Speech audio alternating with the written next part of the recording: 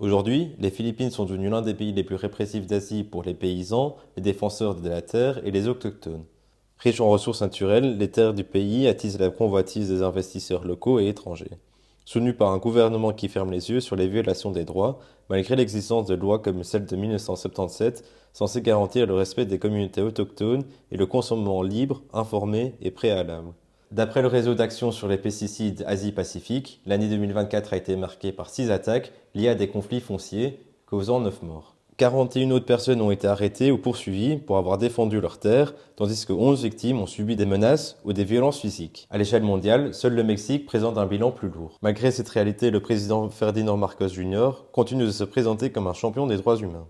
I join the entire Filipino people as we observe this year's Indigenous Peoples Month and commemorate the 25th anniversary of the signing of the Indigenous Peoples' Rights Act. It is a splendid mixture of cultural jewels that together give our nation its crowning glory. Pendant qu'ils célèbrent le mois des peuples autochtones et vendent la richesse culturelle du pays, ces mêmes communautés sont bombardées, déplacées et criminalisées.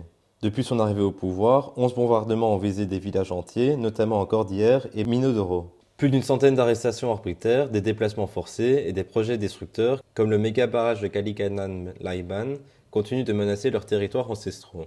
Le mouvement Katribou dénonce l'hypocrisie du gouvernement, qui d'un côté célèbre la culture des indigènes et de l'autre côté, sur le terrain, mène la guerre contre eux.